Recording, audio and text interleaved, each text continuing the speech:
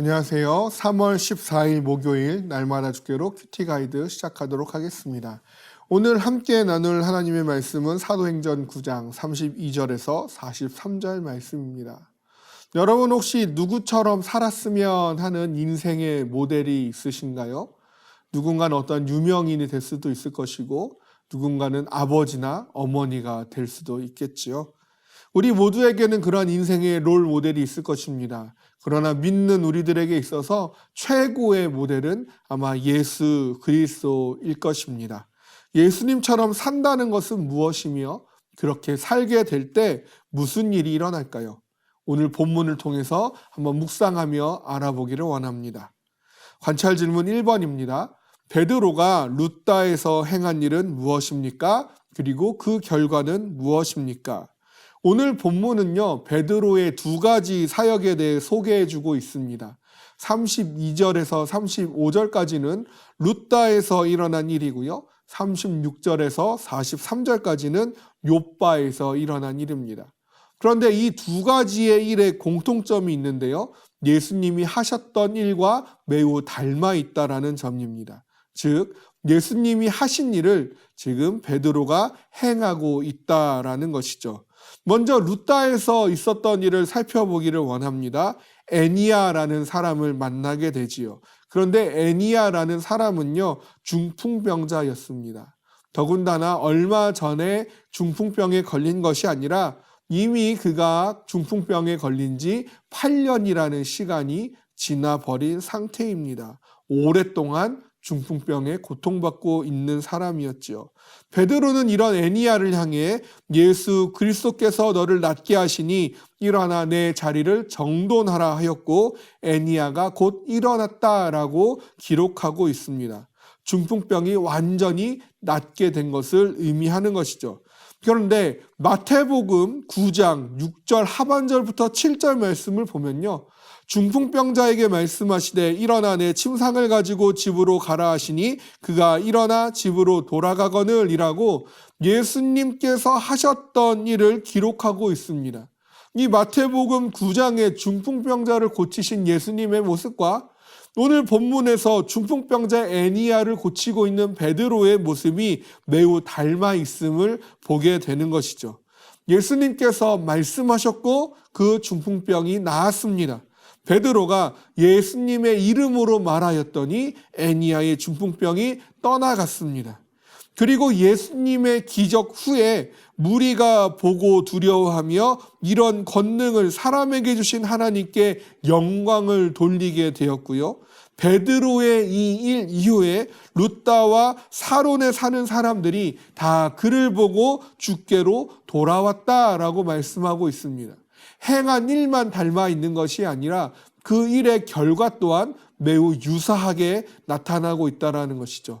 하나님께 영광을 돌렸고 주님께 돌아왔습니다. 예수님의 일을 통해 사람들은 하나님을 높이게 되었고 베드로를 통해 예수님께 사람들이 돌아오게 된 것입니다. 관찰 질문 3번을 먼저 보기를 원하는데요. 욥바의 다비다를 위해 베드로가 한 일은 무엇입니까? 40절을 보면요.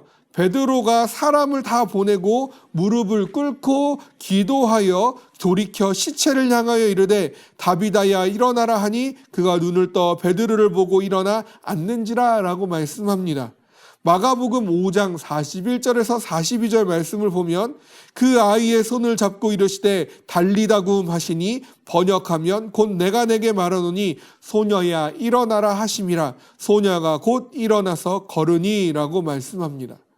예수님은요 말씀으로 죽은 소녀를 살렸고 베드로는 예수 그리스도께 기도함으로 죽은 다비다를 살렸습니다. 그 결과 역시 사람들이 크게 놀랐고 많은 사람이 주를 믿게 되었음을 보게 되어집니다. 베드로는 예수님과 같은 일을 행하였고 그 결과 예수님의 일과 같은 결과를 내고 있는 것을 우리는 볼 수 있습니다. 예수님과 같은 일을 하는 베드로의 특징이 있는데요. 예수님의 이름을 의지했고 담대하게 믿음으로 선포하였으며 그 결과 주어진 능력에 대해 자신이 드러나지 않고 사람들이 주님을 믿고 돌아오게 된 일이지요. 베드로니까 이런 일이 일어났을까요? 예수님의 수제자였으니까, 늘 예수님과 함께한 자였으니까, 배신을 했음에도 불구하고 예수님께서 그를 찾아오셔서 직접 그에게 말씀하시고 그를 다시 세워주셨기 때문에 우리는 경험하지 못했던 그 놀라운 기적과도 같은 은혜들을 경험한 베드로였으니까 이런 일이 가능했던 것일까요? 그러한 베드로에게만 이러한 믿음이 주어진 것일까요? 관찰 질문 2번은 그렇지 않음을 우리에게 알려줍니다. 관찰 질문 2번입니다. 욥바의 다비다를 살리기 위해 사람들이 한 일은 무엇입니까? 다비다가 병들어 죽음에 시체를 씻어 다락에 누이고 베드로를 향해 두 사람을 보내어 시체 말고 와달라 간청하여 데리고 왔다라고 기록하고 있지요.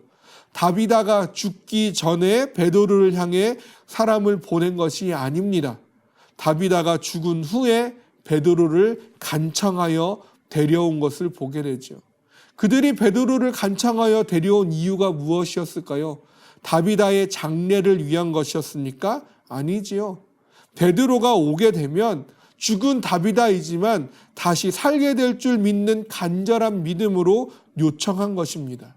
그리고 다비다는 살아났습니다. 예수님처럼 사는 것, 예수님처럼 살았을 때 일어나는 일, 그것은 내가 아닌 예수님을 의지하는 것이고 세상의 상식이 아닌 예수님의 능력의 말씀을 믿음으로 선포하는 것입니다.